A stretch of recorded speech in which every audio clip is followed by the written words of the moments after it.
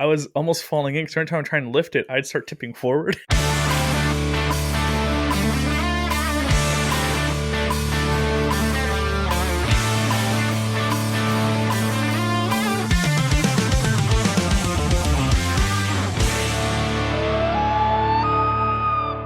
Welcome everyone to another awesome episode of the Average Ontario Anglers Fishing Podcast.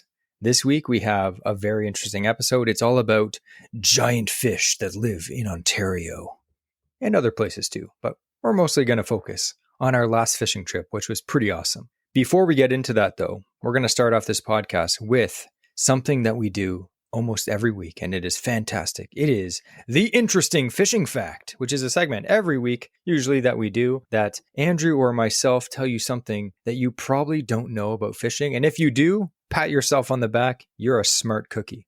But Andrew's going to tell us something that we don't know today. Take it away. Well, it's getting late in the year, and I think that a lot of people, their minds are turning to, the Bible. Vlad Ivanov's Freshwater Fisherman's Bible. This thing... You thought I was going all Lindler Brothers on you, eh? Oh! We've had some segments about this one before. We actually talked about muskie before, and Vlad Ivanov's take on muskie fishing.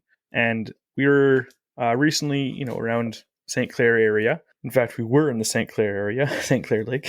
We were talking about what other fish are there, talking to some of the locals there, and the reason why, muskie fishing is world-renowned for that lake. Walleye fishing is very good. The smallmouth fishing is really good in that lake. And the reason why is it has a lot to do with what they're eating. It's about the other fish in the lake that's helping those predatory species. At the end of the book, Vlad has this wonderful little segment where he has, everything separated by species of fish and whatnot. And then it goes into Chapter 28, Other Fishes. I'd just like to add, how old is this book again? This book is from 60? 64. 64. You remember that every single time. It's I know. Crazy. So I like it because it's super old information, and some of it is just hilarious. Oh, yeah. Even the wording of things back in, when this was written, I don't know why it just is funny now. The first paragraph, again, really, Vlad is spitting some facts here. There are several other fishes which are taken on rod and reel in freshwater, as opposed to the 12 other species he mentioned. They were not socially acceptable to catch back in 1964. Some are not too numerous or have too limited a range to become popular.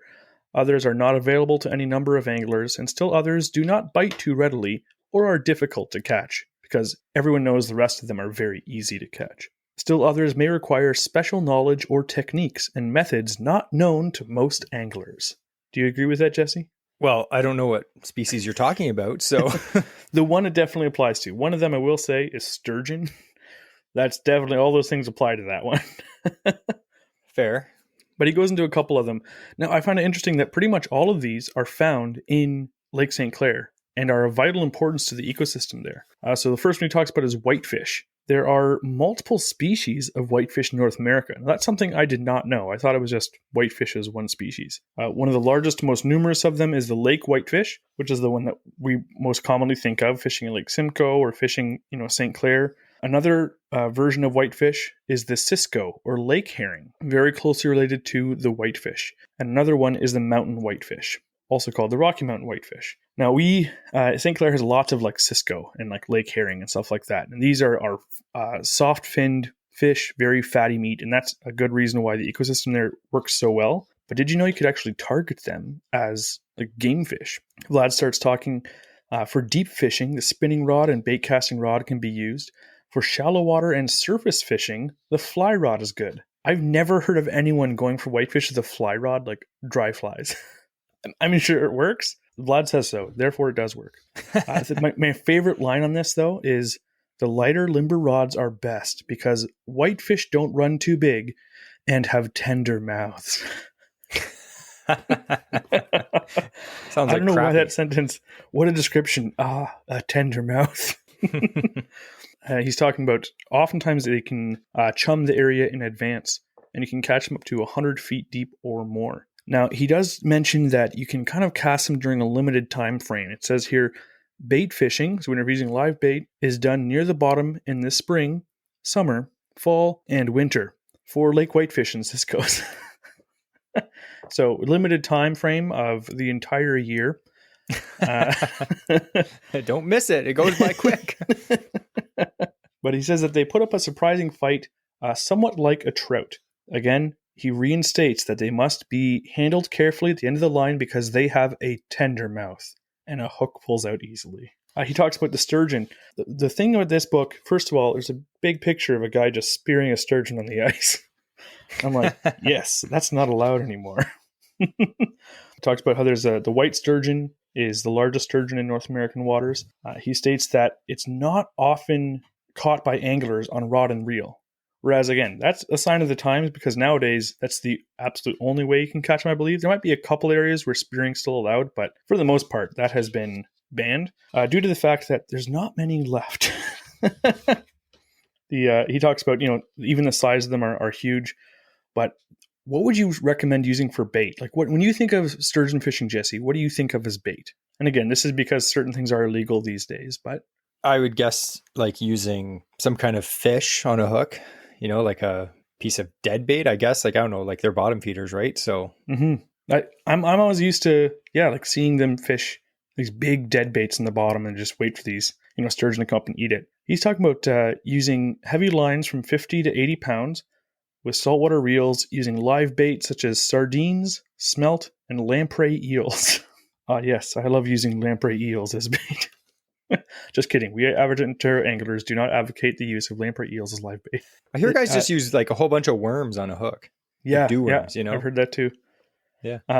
Vlad says a hooked sturgeon is not a spectacular fighter, but is powerful and has plenty of endurance, and the fight may last an hour or two. Does that not mean it's a spectacular fighter? Like, to some extent? Like, I know most of the fish I catch are in the boat or in my hands, usually within 30 seconds of hooking them, or like a minute. Salmon, I think, can sometimes take the longest, but even then, 5 minutes usually is tops. But they're not good fighters. Keep that in mind. That fight may only last you an hour or two. Does that interest you, though? Like, I always watch these videos where they're fishing and they're fishing saltwater, they're fishing sturgeon, and they're fighting these fish for hours on end. Like, that to me, I mean, I'm sure it's cool, but it just doesn't interest me fighting a fish for like that long. It just seems like, I would like to do so, but not on a regular basis because I feel I'd get destroyed, but I feel like the primal instinct of being able to like dominate over a beast, I think you'd feel like awesome after we're putting yourself through a workout like that. Yeah. Another fish that he talks about is the American smelt. Again, these are found very readily across all of the Great Lakes. Again, this is from 1964. He says during the spawn, during March, April, or May, millions of smelt are caught with dip nets or scoop nets at night. You need hip boots or waders, a flashlight or headlight, and a long-handled dip net. Then you wade in the shallow water, draw the wide-mouthed net to scoop up the silvery fish. And that's just how they caught smelt. By the tons, by the way. They used to ship these out and sell them and serve them in restaurants, tons taught commercially every single year. And now, guess what? We can't do that anymore. I wonder why. Unfortunately. Another cool one is the fall fish. Have you ever caught a fall fish, Jesse? I don't think so. They kind of look like chub, right? They are chub, which is interesting. So fall fish is a term for like a large chub. Most of the time, again, some of these sizes, we talked about this actually on the weekend, is you look at something that says, oh, they grow from this size to this size, but records have been found at this size. It's like, okay, isn't that the maximum size then if it's larger? So talking about fall fish or chubs run from 6 to 10 inches, with a few reaching 18 to 20. It's like, okay, well, then they can go 18 to 20. I always find that reasoning or thought process interesting when listing lengths or sizes like that. But I have actually caught a couple up at the cottage. I used to target chub when I was learning how to fly fish because I figured I'd just practice in a chub creek and at least catch some chub instead of, nothing in a field. They're willing participants for sure. But he even says that they're very good to eat. And in fact, like in Europe, it's a delicacy. They are delicious. I've had them.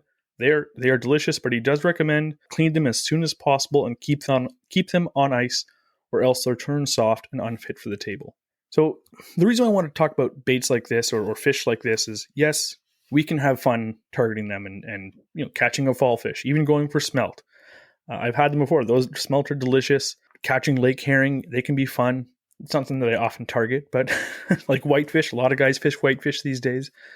But one of the biggest importance that they have on a lake like St. Clair or in the Great Lakes in general, any lake they're found on, is the fact that they are giving excellent food to predatory species. And the biggest thing with those is a lot of them, like the whitefish, like the chub, like the ciscos, they're soft finned. So when a predatory fish comes along and sees something like that, they're actually more interested in eating one of those than something like a walleye or a perch, if they have the option between the two, because it's just less risk of them becoming injured trying to swallow something if it has soft fins instead of, prickled spines coming out of its body. Yeah. I know I prefer to eat, prickly pear cactus fruit, not the outside skin. That's basically the same thing. But yeah, Vlad there, not too exciting with anything, but yeah, unfortunately we can't fish the same way that Vlad is telling us to in this book anymore. But yeah, that's the last chapter of the book of Other Fishes with Vlad Evanoff. So we've had a lot of people ask us to bring back the Vlad Evanoff interesting fishing facts, and now we've gone through the whole book. So sorry, guys, that's it. You're going to have to go back and listen to the other podcast that featured Vlad. Remember, Vlad's a legend. Just because the way that he did it in the olden days, make sure that you don't think that you can do that, because it's not like that anymore. Vlad is beyond a boomer. He's way older than that. See, there's some things, yes, we can't do some of the things he did. Some things I wouldn't want to. Look, I'm using that pistol grip, like 5-foot bait casting rod with that maybe has half a bearing in it. Like, I don't want to cast that. Thank you very much. I'll take the modern equipment. Yes, modern equipment is so much nicer. So anyway, I thought we could just get into our main topic. So I thought this episode we could kind of just do like a big story time. Everyone loves story time, so we thought we'd tell you about our fishing adventure. And then maybe as we're talking about it, this is something that maybe you've done before, hopefully, or maybe it's something that you've wanted to do before, or maybe it's something that you never thought of before, but in all those three scenarios, you probably will want to do this eventually. So maybe you can start planning for this year if there's still time left, or you can plan for next year. So long story short, me and Andrew have been trying to get into musky fishing more the last few years. And, we've been accumulating, baits and rods and reels and tackle boxes and stuff. And mostly fishing around our house, like not outside in the streets, but like the lakes around our house, generally ditches, within an storm hour. Runoffs, things like that. Ponds, the aquarium at the Ripley's, believe it or not. Yeah. So we've been trying to fish, but again, we work full time. We have other stuff to do on the weekends. So our time is very limited. So when we do get a day off to go musky fishing, usually it's somewhere, I'd say fairly close, usually within 2 hours of our house. That's pretty far. Usually it's like an hour and a half. Usually there's lots of fishing opportunities for muskie within an hour and a half to 2 hours of Toronto, but a lot of them are very pressured. Not that you can't catch good fish on them. You absolutely can, but it's different on the location that we went on this past weekend. So it's been in the works for a long time. We had a bunch of people who were like, yeah, come out to Lake St. Clair. We'll get you on some giant muskie. And every time it just never happened, never worked out. So we were talking to our buddy Jonah, who is a beast of fishing. Like you look through his Instagram account, I'll link everything down in the show notes. Definitely check out his Instagram account, because it's literally, you're just scrolling and it's like giant muskie, giant muskie, giant muskie, giant muskie. It's like, what the heck? This guy's literally like a muskie guru. Humble as ever though.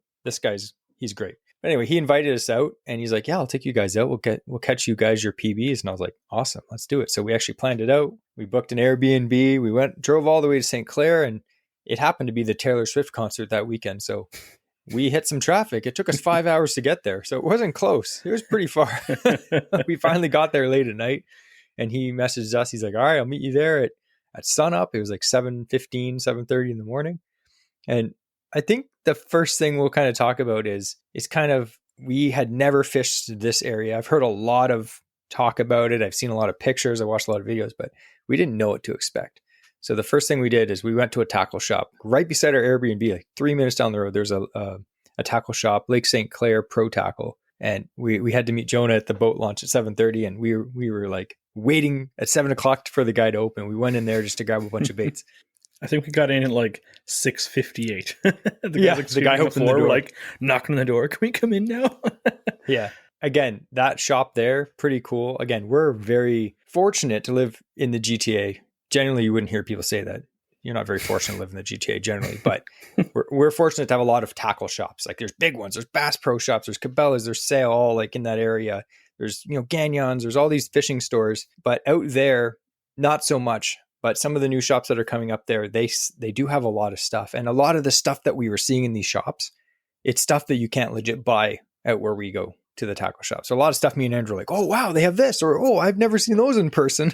So what were some of the baits that you saw at that shop that you wanted to buy? We couldn't buy a lot of them because we already spent too much money. There was a lot of the Bondi baits, which was really cool because we'll see the odd one maybe at like Cabela's or something like that, but it's not really sold around here. Pretty much like part of the reason is a lot of guys just, it's not popular to fish those baits around on this side of the city. But out there, like that's like like Bondi, he fishes Lake St. Clair. Like that's his home turf, So it was cool to see pretty much the whole selection of his baits there was awesome. And it's stuff that I've never seen before, or even if I had, I've seen one or two colors. I'm like, this comes in 7 colors. It was pretty sweet. Yeah. I hadn't seen those in a while. Like I know there's some shops carry them, but again, it's a jigging bait, the Bondi original jigging bait. Mm-hmm. And out where we fish in the Kawarthas, I know some guys fish them in the Kawarthas, but it's not a popular bait because jigging for muskie in the Kawarthas is not a popular thing to do. I'm not saying it doesn't work, but it's not a popular thing. Out on St. Clair, everyone has Bondis in their box. Everyone, not just one. They have multiple, tons of them because it's a staple, because jigging for muskie out there is the thing. It's super effective. So it was cool to see all these different jigging baits that, again, if we go to our local shop, they don't have them. It's like, oh, that's cool. But they had tons of stuff. I wish we had more time to look around there. Yeah. But we had to get out fishing. So we they had a really good selection of, what were those, that 3-jointed bait that Berkeley used to be Sebile? Yeah, the Sebile. So it's the Berkeley Magic Swimmer, which it used to be the Sebile Magic Swimmer, which on St. Clair is like, some of the rivers where the muskie are going up, it's like a staple. Like you need that bait, and like Fire Tiger and it's hot colors. So I picked one of those up. We ended up not fishing Bell River, which is where that lure is apparently very, very effective, but I'll keep it for next year just in case. We ended up fishing the Detroit River, which is on the south end of Lake St. Clair. So just as a heads up, in case you don't know, Lake St. Clair is a little lake right near, if you're on the American side, right near Detroit.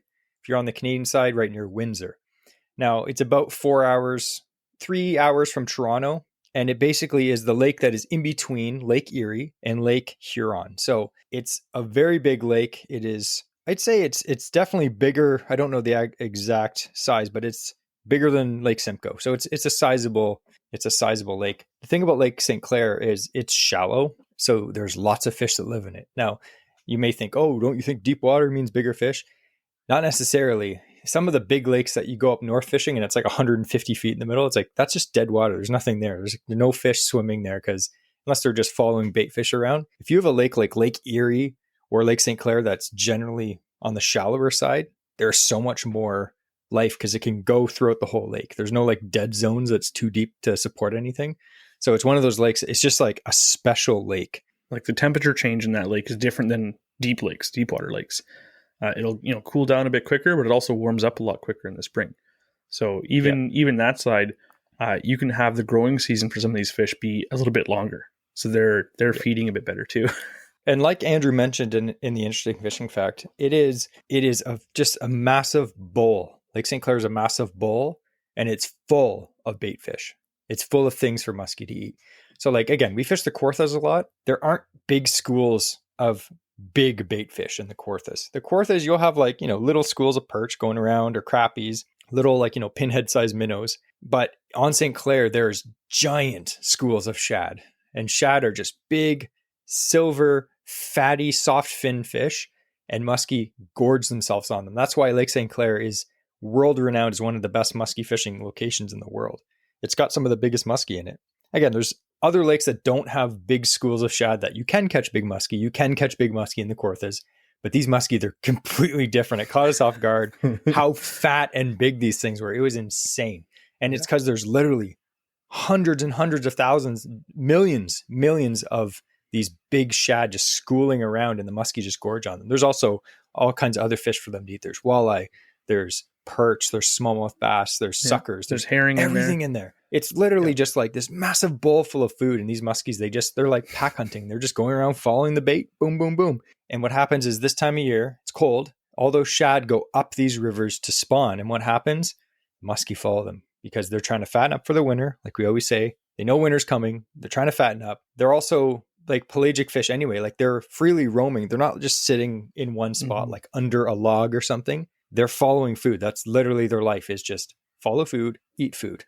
There's very little structure in the lake. Like we're talking to some of the guys there, like I said, it is a giant bowl. There's not huge drop-offs. There's nothing that's really holding fish around. There are some like shoreline, yes, that will hold some of the bass, but a lot of the smallies are offshore. The muskies, they're offshore. Walleye, they're offshore. They're on maybe some humps or some shoals, but there's not a lot of those either. So they just congregate around these, like Jonah was saying, essentially the bait fish is the structure. When you have a giant school of Cisco, they just have a bunch of predator fish to just follow that around because that's they're relating to is just, this is my feeding ground. Whereas, in the Kawarthas, you'll have fish relating to, hey, this weed bed, this is where, fish are hiding. This is where my food is. I'm relating to this. Out there, they don't have it. So they just relate to where the food is, which is just relating to being out and about in the water. So it's kind of bizarre. It's completely different than what Jesse and I are used to. Yeah. And we're going to compare a bit. And by Kawartha, I just mean like the area we fish. If you fish other areas, it might be different. But comparing St. Clair to Kawartha, it's a different world. I'm watching all these videos and seeing posts people fishing St. Clair, and it's insane. It doesn't make any sense to me that there's that many muskie, especially in the fall when they're going up the river. There's that many muskie in a small area, and they're fairly straightforward to catch. It's the fish at 10,000 casts, but literally on the river, I saw multiple fish being caught all day long. But you fish Kawarthas, and it's a grind to find fish and catch fish. And the odds of catching a big fish on St. Clair is so much better than on the Kawarthas. Like I'm not saying 50 inchers don't get caught in the Kawarthas, because they do, but they're not the size and the availability of the ones that are on St. Clair. It's insane.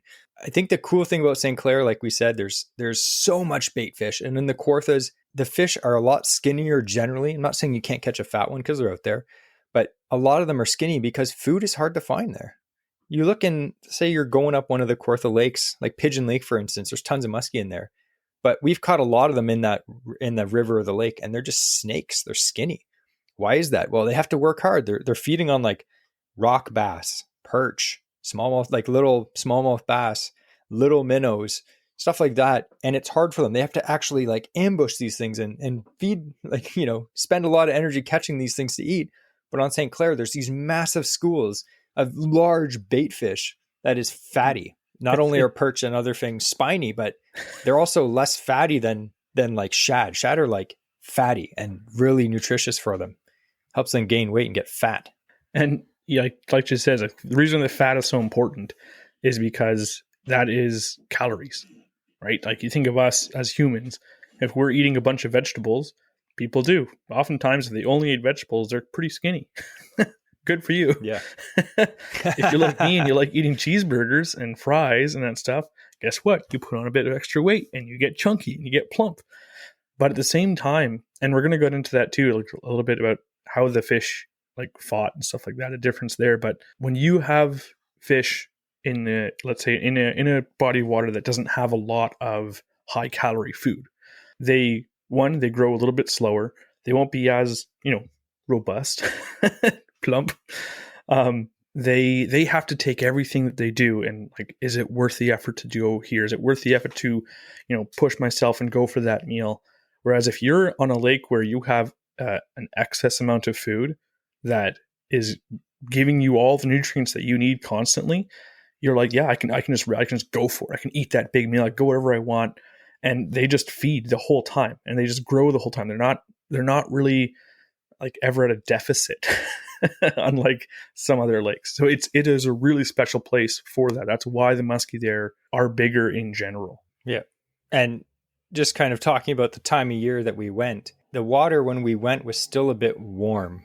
Like it's fall. Some of the other lake that we fished a few weeks ago, the water temps were like 40, 41, something like that. And we go to St. Clair and it's like 10 degrees warmer. It's like this. And they were all saying like, oh, why? Like the water's really warm for this time of year. I mean, like there's lots of things going on, like global warming, whatever you believe in, climate change in general. The water is warmer than it should be this time of year. Mm-hmm. And it's maybe happened for multiple times. Look at the ice fishing on Lake Simcoe. We're not getting the ice that we used to even 10 years ago. So like it's a warming trend. So it was a bit warmer, and a lot of the guys were saying it hadn't really picked up. The bite wasn't super hot yet. Guys were catching fish left, right, and center, but it wasn't like those days when the fish are just zoned in, feeding up for the winter, just going nuts, where you'd catch like, 9 or 10 a day. Some guys say that a boat would go out, hit a good like window of opportunity where the fish were just feeding, maybe like on a major, and they'll catch like 10 of them in like half an hour. It wasn't like that. We did end up catching 4 fish, which we're going to get into in 2 days, which sounds amazing. If you're fishing Kawarthas and you say you caught 4 fish in 2 days, you'd be like, that's great. Great job. Mm-hmm. On St. Clair, they're like, sorry, it's so slow. So that was another thing we kind of were getting our head wrapped around, was just the attitude of the musky anglers. It's not cocky. It's just what they're used to, right? It's different. For instance, like one of the things is like we caught a 40-inch fish and no one bats an eye there about a 40-inch. Like 40 inches is a beautiful size muskie. Big 40. You pick it up and they're just like, I found down there, like if you're talking, if it's not 45 or above, people are like, I'd say even 47, 48, people are like, okay, nice. But a 40-inch, it's like, oh, you caught a little one, eh? It's like, yeah, I guess so. With all the other giants swimming around. Yeah. So anyway, we went, it was nice weather. First day was nice and calm. The second day was a little more windy in the middle of the day, but we were wearing our ice fishing snow pants and then just like a jacket. So we were actually comfortable. It wasn't cold. I think it was like 9-10 degrees. It was nice out. We weren't wearing toques or mitts or anything like that. So I mean, I was enjoying it. Me and Andrew were just like, this is great. We usually get bad weather when we go fishing, but it was nice. I didn't even have my jacket on most of the time. Like I just had a hoodie. Like it was beautiful. Yeah. So the technique, and again, this is completely different. I love learning. So does Andrew. We love learning new things. Again, we're average anglers. Some people are like, oh man, you guys catch good fish. You're above average. But the thing is, we have above average passion for fishing, but we're average anglers. We're just like you guys, right? You may be listening to this and saying, oh, I'm better than average. Good for you. But let's be serious. No one is the best at anything. And I'm willing to learn and try new things. I love it. So we went out to St. Clair. It was a completely new experience for us. Just the way that you fish, completely new. And I loved every minute of it. It was crazy. So one of the cool things that we were doing is, because you're on a river, there's actually a lot of current. So why don't you explain, Andrew, what the technique was at the river? Because I thought it was pretty cool, and it generally worked pretty good with everyone. Yeah, so is cool. Again, one of the things to remember is it's a busy area. There's a lot of fish. So you have like 10, 15 boats, and there's current coming down from the lake out Detroit River. And that's the section that we were fishing. And you'd motor the boat up to the top of the current, like right kind of where the lake starts emptying into the river. And then you would just, with the trolling motor, kind of control your drift and just stay, fairways offshore and follow the shoreline all the way down until it starts to bend. And then you just, start up the motor, go back to the top. And it's not just you. Like you're in a convoy of 10, 15 boats doing this exact same drift over and over and over. And it's, again, for that, like for us, that's completely different. We don't go musky fishing and like, I'm going to fish this one section all day 10 different times. Like that's just not what we do. We move around. But as you drift down, guys are either casting or they're jigging. And a lot of guys, they're live imaging. They're looking down and you can see your bait right in the bottom. It's like ice fishing while drifting. It was really, really cool. And you're sitting in the bottom, you start, ripping your Bondi baits. Jonah had a live scope on his boat, and you'd see the muskie like all of a sudden appear in the zone. And you start like lifting the bait up, trying to get it out, trying to play keep away with it. And these fish, like they're up to 50 inches or more, and you see them on the live scope. And I don't mean you see the blob like you might see a crappie or a bass. You see the head, like the tapered head. You see the dorsal fin. You see its back fin. You see its pectoral fins in the bottom. You'll see when it starts to turn, its fins are kind of like waving as it's swimming in and out of the cone. Like you can see this fish moving. It's crazy. And it's very aggravating when you see it and it's not hitting your bait. Because 95% of the time they don't touch it. And I think we were talking about that with Jonah about live scope, and a lot of people are for it. They're like, it's a great tool. A lot of people are against live scope, and I can see both sides 100%. When it came to jigging, it was cool. Like Andrew said, you can see how the fish reacts to your bait, which can help you trigger a strike. On the other side of it, you don't need live scope at all to jig. You can literally just drop your bait to the bottom, reel in 3-4 feet, and then just jig. And believe me, you'll feel it when they hit it. So you don't need all that technology. It was very cool to see. And the cool thing is, you may be listening to this if you live down there and you're like, oh, you guys are spot burning a spot. This is not a spot burn at all, because St. Clair is known for insane musky fishing. If you Google it, they're going to tell you 2 spots to fish. We're talking about one of them. We're not telling you the exact spot where to go. And the second thing is, when we got to the launch, from the road, you can see where everyone's fishing. Because Andrew said, they're all fishing the same spot. You could go there, and we're going to go into this a bit. You could go there with no experience with a boat, but go with a boat, have no experience, don't know where to fish, don't know what to cast, nothing like that. You could go out there and fish the same area as everyone else, because that's where everyone is. It's not a secret, and go and catch a fish of a lifetime. And we're going to talk about that. So it's something that the average angler can 100% do. This is like trophy fishing for huge trophy muskie, and you don't need to be like the most skilled muskie guru to do it. And if you don't have a boat, there's tons of shore access. Guys caught 50 inches from shore when we were there. You don't need to have a boat. It would be cool to have a boat, because being on a boat's awesome. But yeah, so I thought we could talk about some of the baits that we were using. And I thought we could talk about jigging, like Andrew mentioned, because down there, jigging is the deal. So one of the baits I bought at Lake St. Clair Pro Tackle was just the Bondi bait original, which is a jigging bait. And then you may think, oh, what does it look like if you've never seen one? To describe it to you, it is literally a slab of plastic that does not resemble a fish at all. It's literally it looks like a plastic chicken strip with one blade on the back and 2 hooks on the bottom. It just looks like a slab of plastic with a blade on the back. And the thing is that I like about John Bondi and Bondi Baits is his baits are so utilitarian. He's like making baits that literally look like nothing, but they look enough like a fish. It's simple. They're budget priced. They're not overpriced. They're just like, they're tools to catch fish. Mm-hmm. It looks like if you blurred your eyes and looked at it fast, you'd think it was a fish. Fish are not in this water that's slightly murky. They're not like, oh, that doesn't have a scale pattern on it. No, like it's a blob of white. It looks like a shad, has a little tail on the back, a blade that's whipping around. It's got 2 sharp hooks on the bottom. That's all you need. And so I picked up. It's trying to get away. Bite. Exactly. We give fish way too much credit for being like geniuses. They're not. They're going to react to the lure that you're doing if you do it correctly, and hopefully get them to bite. So what color did you get, Andrew? I got it's like a gold brown color, kind of like I maybe you'd call it like a carp color, I guess ish. Like it's it's not really a pattern. It's like a brownish plastic with gold flake in it. Yeah, it looked good. And then I got the classic pearl white version, which is very popular. The reason that I'm not showing you this is because sadly the second day I snagged the bottom and I lost it. Otherwise I'd be showing you guys, but they're very cool baits. And again, I actually want to pick up another one and try it in the lakes that we normally fish. There's a few spots in some of the Kawartha lakes that I'm like, I absolutely would try that there for sure. But jigging, it was super cool. So Jonah, the first day, right in the morning, we were going through, he had live scope going just to show us. He's like, watch this. And he wanted to see how many fish were coming up to look at our baits, because there's so many muskie in that stretch of river. It's mind blowing. It's mind blowing. Like in one drift in the morning, we saw 8 muskie come up and look at his bait. That's just the muskie that came underneath the boat to look at his bait.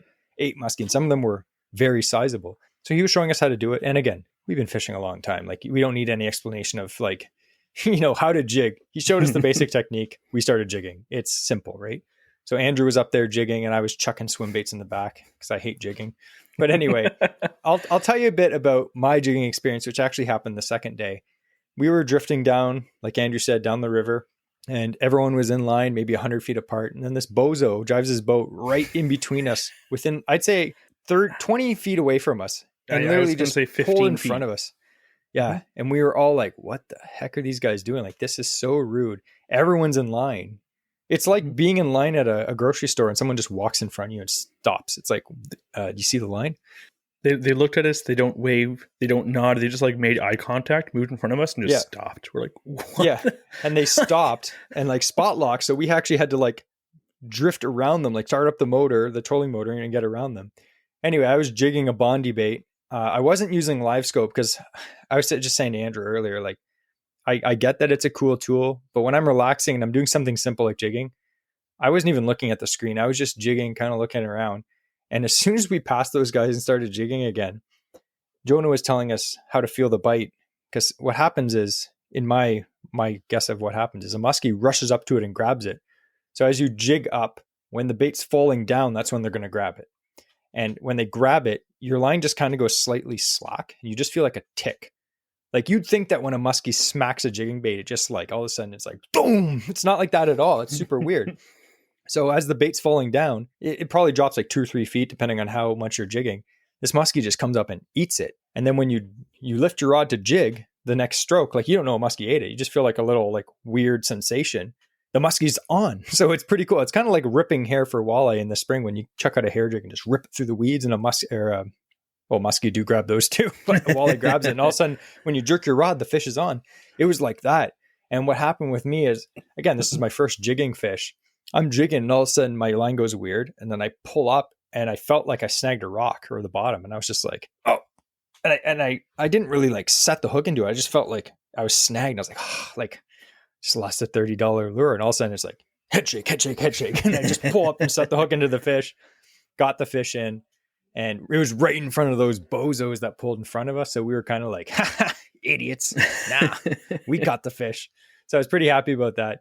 And it was a 40.5 inch and gorgeous, like St. Clair muskie. They're just like silver with spots on them. They're beautiful, beautiful shade. Very cool fish. Got that fish in, had the Bondi bait, just choked. It was absolutely awesome. Jonah got it out, took a picture, threw it back. But that was my first jigging fish. Andrew didn't catch a jigging fish. I came We're really going to get into close. how he caught his. Yeah. But So it's definitely a cool technique. I want to do it again. I actually had one, again, with the live scope, I was able to see as soon as, again, I don't have live scope. So when I'm on a boat that has it, I'm like, ooh, I could play with live scope.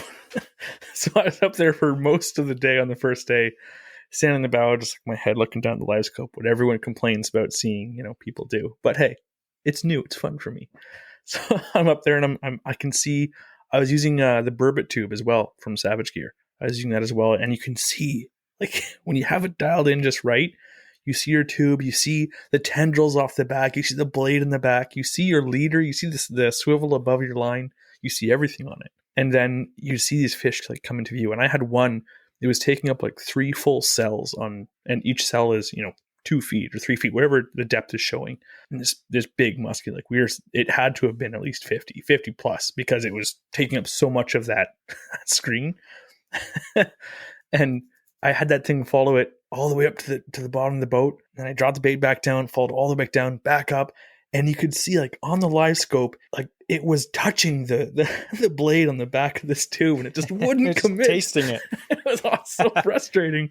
Like, me and Jonah were, like, freaking out on the front deck. We're like, come on, go, go, go. Like, just waiting for it. But like I said, live scope it's a cool tool, but it can also lead to a lot of frustration. Yeah. And meanwhile, Jesse wasn't using it, and he caught. So, hey. Yeah. Again, if I was jigging, I wouldn't even use live scope myself. I would rather just, not break my neck and just look forward and just jig, because it's cool to see the reaction, but it's a pretty penny that you have to spend to see that. But jigging is cool. And again, there's lots of jigging baits you can use. The Bondi original, that's like a classic down there. You can also jig tubes. Like Andrew's using that new Savage Gear burbot tube, which was another popular jigging bait. I tried jigging some, water wolf gator tubes. There's tons of jigging baits that you can get. Again, they're all simple. They pretty much all do the same thing. They just go up and down. They look delicious, and that's it. So unfortunately, like I said, the next day I actually lost my tube. I'm pretty sure I snagged a car. Like, the Detroit River's kind of sketchy. I'm pretty sure I snagged like a door frame or something. I'm not sure, but I lost it, unfortunately. Yeah. So that's one technique. And again, we're not experts. We're just telling you what we did. And the next technique was chucking swim baits. The part that Andrew's going to tell you about his catch, this is the main thing that annoys me the most. All day, I know Andrew likes live scope. I'm not all for it. So I said to him, you go on the front of the boat with Jonah, you guys live scope and jig. I don't care. I'm going to chuck swim baits all day. And I got one of the new solid body Shadzillas from Mike at Waterwolf Lures. We were lucky enough to get 2 before they were for sale, which again, we appreciate because we caught fish on them. Thank you, Mike. Yeah. So I was chucking that all day, the first day, all day. I was letting Andrew live scope at the front of the boat, and it got to the end of the day and he was like, you know what? I want to try jigging a bit. So I went to the front of the boat. Andrew ties on a swim bait, goes to the back of the boat, starts casting, and he catches what he'll tell you next. Literally, after all day of me chucking, I start jigging for 5 minutes. I really wanted a jig fish. Yeah. Yeah, it's funny. We talked to a couple of guys that are on the water and like, hey, what are you catching them on today? And they're like everyone's catching it just on straight retrieve baits, not on jigs. And that was the day. So I'm like, okay, fine. We've been fishing, how long was it? 6-7 hours at that point in time? 6-7 hours by then, yeah. And I'm like, all right, I'll stop jigging finally then. But to add to that, Jonah did catch a jigging fish in the first day, right? In the morning. Right, so we're kind of like, yeah. So I tie on the Shadzilla solid body Fire Tiger and I start casting, and in about 10-15 minutes, again, it's what Jonah has said is you're going to be reeling in. You're going to feel like you just ticked a weed or something. It's like, if you feel anything, just set the hook. And yeah, that's fair. That's what I do with, when I'm fishing chatterbaits or whatever. Sometimes the fish there, most of the time there's not. So I'm casting in towards shore, and all of a sudden I feel like a tick. I'm like, all right, it's odd because I was doing straight retrieve and now I have a bit of slack in the line, but who knows, maybe whatever happened. So I reel in the foot of slack that I have, and I put my thumb on the spool and I just set the hook. All of a sudden, it just doesn't move, and I think, oh, I'm snagged. But like a half second later, or a fraction of a second later, I feel the spool underneath my thumb just rotate half a turn forward. I'm like, okay, something just shook its head. Like it moved, but it didn't really run or anything yet. So I'm like, I tell the guys I got one. Jesse, right away is trying to get the camera set up. So we have a bit of footage of the end of the fight as well on Instagram right now. And this fish, I'm like, this is a big fish, guys. I got my rod. I'm trying to pull it in. Jonah's getting the net ready. And then all of a sudden, I'm like, I see this big muskie start swimming directly to the trolling motor. And I'm like, oh no, I am not about to lose this fish. This is absolutely going to be my PB. My last one was 42 inches. This is bigger, guaranteed. And it starts swimming towards me. So I could just kind of run forward and pull my rod as far out the front as possible just to turn the muskie's head away from that trolling motor. Thankfully, I did. It got away just enough. Jonah's now in front of me. I've kind of shoved him bits. The net gets caught. So he's working on getting that, untangled, and I'm just hoping this fish doesn't snap my line or something stupid. And then it rises to the side of the boat, and that's when Jonah and Jesse finally see the size of it. And they're like, oh, that might be a 50. It's a big one. Yeah, it was giant. So yeah. I'm trying, I'm excited, yes. But I'm just so focused. I'm like, don't mess up, don't mess up, don't mess up. Don't do something stupid. So I didn't want to horse it in, but we got it up. It had the Shedzilla completely in its mouth. It was choked. Both hooks, the whole thing was pretty much invisible, in the thing's mouth. I pulled it in, Jonah, awesome net job. We scooped it. We bumped it, and it was 50.5 inches. Giant. Absolutely my new PB. As soon as we caught it, I just almost collapsed to the deck. Oh yeah, so he was shaking, excited. man. Oh man, it was mind blowing. And this bait, I don't know, if you're watching it or anything like that, but it is absolutely chewed up. Jesse has some footage and stuff of that thing just being destroyed. Yeah. It was pristine. This fish had teeth over an inch long in its mouth. There's sections where it's cut right down to the wire harness. It's it's toasted. Yeah. So we bumped that. That was an awesome fish. Beautiful release. Super healthy, thick. That thing weighed over 30 pounds. We didn't have a scale or anything to weigh it, but absolutely there's no way it was any less than 30 pounds. I'd say it's closer to 40. I looked up the average weight for a fish that size. We didn't get a girth measurement, but it was probably pushing 40 pounds. Yeah. Yeah. Absolute giant of a fish. There's things, you catch a muskie that's 40, 45 inches even. That's a nice fish. Mm-hmm. You hit 47, 48, that's a giant fish. Once you hit that 50 mark, not only is that the mark that every muskie angler is trying hard to hit, but those fish just get huge at that point. This thing's head, it was a head. It was huge. It looked like its mouth open. You could literally fit both your hands in it. It was terrifying when he was getting the hook out of its mouth. And it gets to that point when I finally realized why hardcore muskie guys are talking so much about safety. They're like, you catch 40, 42, 44 inch muskie. It's okay, they start getting big around 44. But that fish, it was a struggle.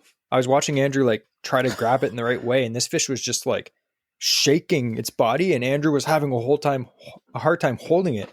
Yeah. And you got your hands up and, near its teeth. And it's just so many sketchy things could happen. Yeah. It's one of Thankfully, those Jonah's things. the only one that got cut. Yeah.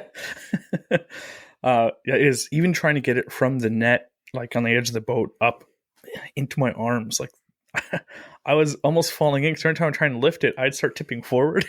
So like, I don't want to fall into this water. So there's a few times I'm trying to like stretch my body out just so I can kind of counterbalance trying to pull this thing up. But yeah, Absolute it was giant. like when it, no, I'd never experienced it before when like to hold a muskie, like the most common way you'll see is you'll put your hand just underneath the gill plate, not in the gills, just under the gill plate, just on the outside.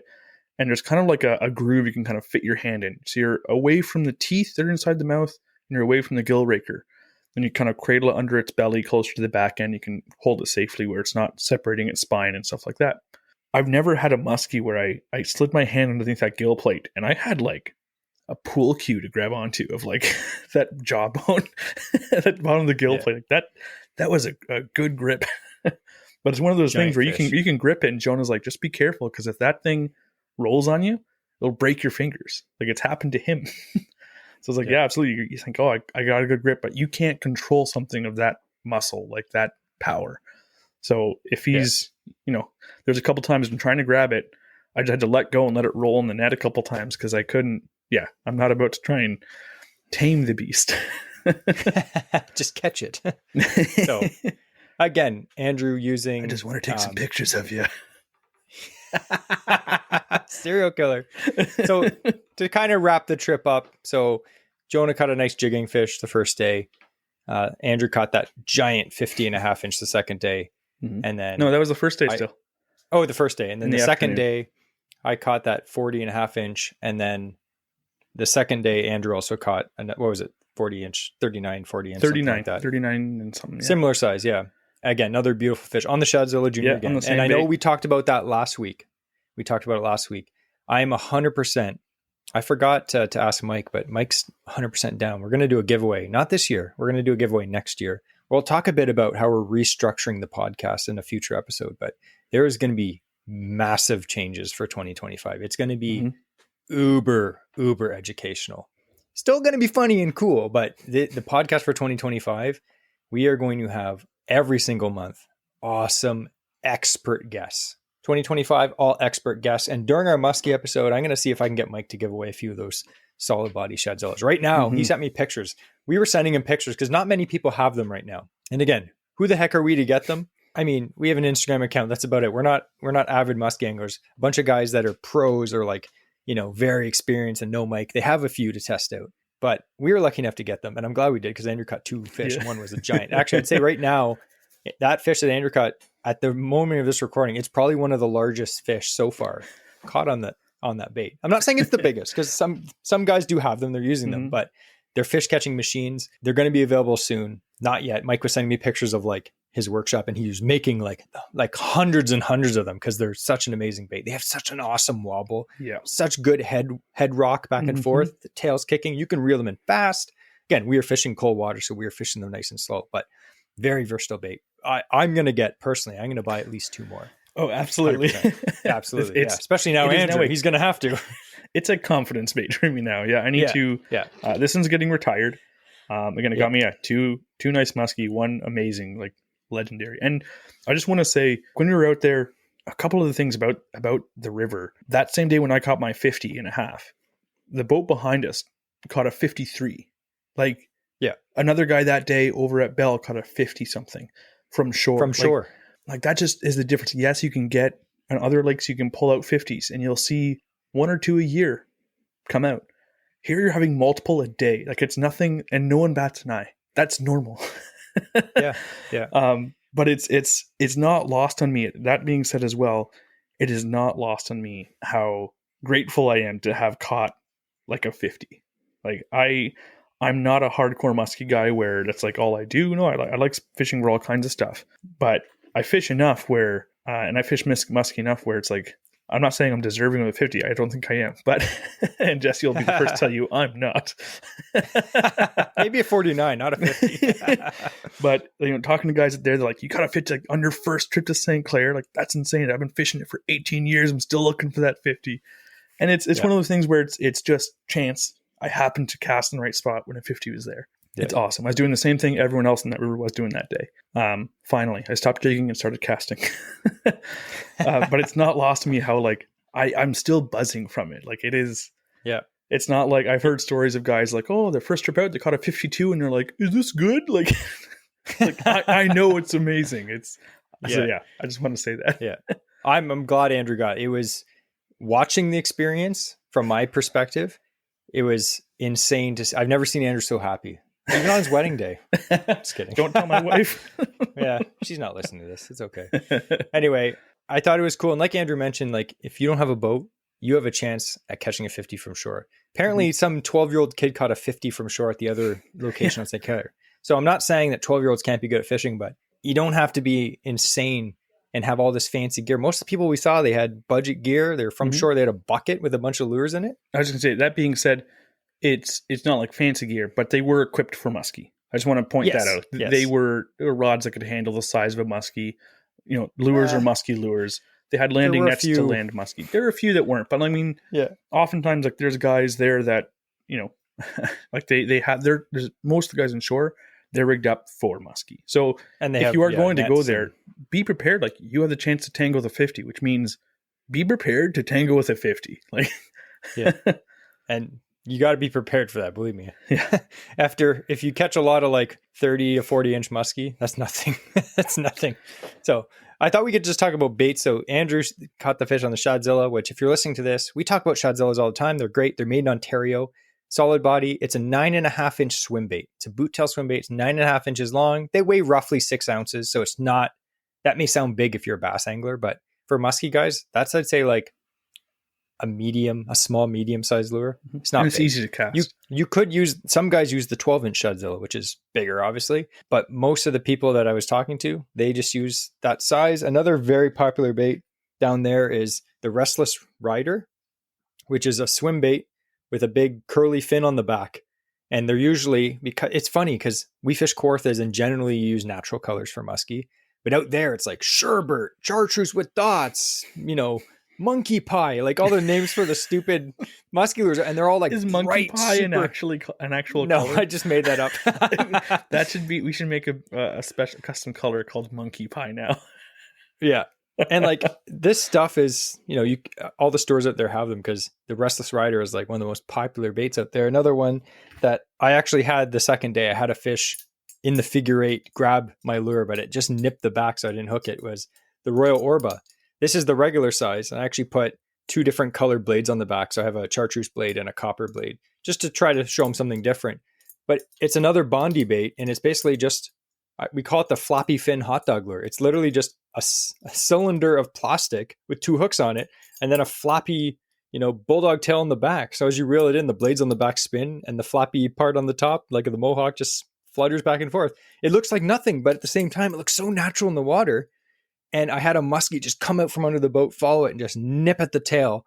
Almost bit my tail off. Didn't get the hooks, unfortunately. But a lot of guys were chucking those. And like we said before, it's just a big, there's different colors, but I was using white. A lot of the guys had white ones. It's just a big, bright, natural looking bait that the muskie, they love. Another bait that we saw a lot of guys throw is pounders, which we always hear about pounders, which is the Musky Innovation, bulldog, but the pounder size, it weighs like 16 ounces almost. And we saw multiple guys throwing those. In fact, the one guy that we saw throwing them, he caught the 53 incher. Yeah. So you chuck big baits, you're going to attract the attention of some big fish. Not that you can't catch small fish on those big baits, because apparently you can. But I was actually chucking this one. I was surprised it didn't get bit. But it's the Musky Innovations Double Dog, the Magnum Double Dog. And this custom, it's called albino perch. It was like a show color 2 years ago, but just big white baits because it imitates the shad. But as Andrew showed, he caught his fish on fire tiger. It's bright colors there, whites, chartreuse, fire tigers, and those are the colors that produce. It was so different than fishing the Kawarthas, like so different in every way. And if you haven't followed us on Instagram, if you have Instagram, make sure you check it out or go on our YouTube channel. I think I put a short up about Andrew's muskie catch. I got some footage of Andrew catching the muskie on 360 cam. We got some underwater footage. Definitely check it out. It's cool to watch. Like the energy in that video, just Andrew stoked. Me and Andrew are very different. When I caught my PB, I was just like, that was awesome. He was just like shaking. It was also a much larger fish, but he was like, I just need to sit down for a second. I'm like, all right, I just keep casting, try to catch the same fish. Yeah. Stretch it out by a 1/4 inch. after after we got the photos and stuff, I had to like calm down. It's in the net. Just take a little breath, then pull it out and get it ready to show for the photos. But there was a couple times, or like after we released it, I'm just like, Jesse, like you guys keep fishing, like keep the drift. I just sat down. I had some coffee. I poured from the thermos. I ate some, pepperoni sticks. I'm just like, my day is done. I'm happy. I'll mess around with whatever now, but I'm done. Yeah. I think we've all been on that trip when you catch, your PB or a giant fish and you're like, I could go home right now, but it was good. It was definitely an awesome experience. We'd like to thank Jonah again. I'm going to put he has a YouTube channel. He also makes custom baits that are coming out next year, which are, we're watching him fish them. They're insane. So keep your eye out for that, but check out his Instagram too. So I thought we would just add in one essential thing when it comes to musky fishing, especially if you're fishing with other people, which if you're fishing for a giant muskie, doing it solo is probably not the best idea. I'm not saying you can't do it, but I would not want to do that personally because I saw how much effort it took for two people to get it done as I just stood behind holding a camera. But teamwork is very important. A vitally important job, Jesse. Thank you. Yeah. I captured Andrew's moment. It's like the moment when people are like, oh, you want to see my wife give birth to my kid? You're like, absolutely no, I don't. I don't want to see that, but I do want to see Andrew catch a 50-inch muskie. So, yeah, but teamwork gave birth to a legend. Hey, it wasn't a 55-inch. Let's not get too cocky. That'll be next year. But one thing that I thought was important, and we kind of learned our lesson because the first fish that Jonah caught the first day, the net wasn't ready to go. The handle was down through the mesh. He hooked that fish and he's like, fish, fish, fish. So I went and I grabbed the net, but the net handle was like jammed into the mesh and you couldn't actually open the net. So what I did is I handed it to Andrew. I'm like, here, you take this. I don't want the blame. So what did you do? So I'm looking at this thing and it was so tight. Like, I guess it's not just his fault, but like the handle was jammed back. And so it was like super tight in the netting, both the front and the back side. I'm like, I can't get this out. And the fish was, how big was this fish? 40, 43? 42, 43, 42? Something like that. Like it was a good fish, of course, but like it wasn't huge. It wasn't 15 and a half, if you know what I'm saying. But the fight was like pretty much done. And I'm like, I can't get this net untangled in this amount of time. So I kind of just used it as like a skim net. The handle was like halfway through like the opening, like the hoop. And I just kind of like grabbed both sides and kind of like panning for gold, just kind of scooped this thing on the side of the boat. The basket couldn't like hang down a bunch, but we got the fish in. We got the hooks out. We were able to get the fish out of the net. So it worked out well. Had it been a bigger fish, we probably would have lost it. First of all, I wouldn't have tried netting it. But I'm like, Jonah, like, what do you want me to do? Should I just net it? He's like, yeah. So I just kind of like scooped what I could. It worked. Yeah. But then, first thing we did is, okay, we'll get this net prep for the next fish we catch, which ended up being the 50 and a half. Yeah, it was hours later. But if you don't think of it, if you don't, have it prepped, ready to go, accessible, not jammed shut, it could be an absolute disaster. And, we'd be sitting here telling a very different story of how frustrating Lake St. Clair is, where I just get so close to 50 inches and never catch one, Yeah. And I think too, because that was a jigging fish. So you hook that fish literally 7 or 8 feet below the boat. That's it. Yeah. When you hook that fish, I saw it come up on the live scope actually. He wasn't paying attention to it, but I was, and it just like rocketed from the bottom and just smoked his bait. Yeah. But I mean, like you hook the thing right under the boat. Like Andrew's 50 and a half. He hooked that like 100 feet from the boat. So like there was time to, like if you had to, there was a little bit of time to get the net out. But with that first fish, it was like boom, ready to get in the net within 5-10 seconds. And the net wasn't ready. So the thing is with teamwork, it's good to have guys that are ready to go. They kind of know what they're doing, scoop the fish in the net, but you also have to be prepared. So being prepared as well, we always talk about this, but it includes having all the proper tools, hook cutters, jaw spreaders, pliers, multiple pliers. You never know when one will fall and you'll lose it and then you're doomed. And like I said, that fish Andrew had, it had teeth that were over an inch long in its mouth. So you do not want to forget your pliers and have to stick your hand in that thing's mouth. it is not going to be a good story. Yeah. Not at all. Not even for a second. If you think, oh, I'll just kind of reach in, that's when that thing's going to shake its head and literally slice your hand, shred it to bits. Because they don't just have one or two teeth. There's hundreds of teeth in that thing's mouth, like hundreds of them. And they all point inwards. So like this, a rubber bait like this, it like rubber, you don't see the cracks until you start pulling it apart and stuff. But this thing, I've nicknamed this bait now mincemeat because that's what it resembles. Yeah. It's chewed. And again, you can glue those together. Don't think that if you catch a muskie, it's chotched. Your baits are going to be chotched instantly. Yeah. You can catch a few fish on a bait, and then you can glue it together. Like Jonah was showing us some of his baits that he's caught over 25 fish on, and he just keeps gluing them together, using Mendit, gluing them up. So again, the teeth are there. I mean, to us, we don't musky fish enough for it to be a problem. But some of these guys that fish all the time, they're gluing their baits together. They're gluing them together because they don't want to buy new baits, because to them, a bait is a tool. To us, we don't catch enough muskie to ever burn through baits. We're just like, oh, this had teeth marks in it. I'm going to put this on the wall and buy a new one. But these guys that fish all the time, baits are just tools to them. They get all chewed up. They get super glued. They glue them back together and they just keep using them, So it's definitely cool. Anyway, this was a cool episode. I thought it would be cool to have like a big story time. Again, this is an experience that's super new to us. If you live out there, this is a normal day for you. Maybe not catching a 50-inch, but you probably have if you live down there. But it was a fantastic experience. We're really looking forward to going back next year. In fact, it's some place that I would even go on a weekend trip and just fish from shore. We saw enough people there catch giant fish from shore. We heard people that were fishing in different areas along the river, the other river too, and they were catching giant fish from shore. And all you need is a rod, a reel, a bunch of baits. Not even a lot. You could have like 2 or 3 baits and a net. That's it. And a bump board if you want to see how long it was, and pliers and tools and stuff. But like you can literally go down there. You don't need a boat. It was fantastic. I'm looking forward to next year. I got to catch a bigger one than Andrew one of these days. It's funny. As a little aside, I've held between Jesse and I, I've held like the largest muskie record. Not that it was impressive before. It was 42 inches. And Jesse was like the first year we ever went, I caught a 39. And then the next year I caught a 40. And then the next year I caught a 42. And every year, like Jesse would like break it, but I'd break it by another half inch or whatever. So then Jesse last week we were fishing on Moira there with Jen, and we had Jesse caught his 44. And it's like, hey, yeah, finally I beat you. I'm like, all right, awesome. Yeah. Next week we go to St. Clair and I just smash it with a 50 and a half, and it's like, oh, I do feel bad for Jesse, because Jesse puts a lot more time on the water for muskie especially than me. So.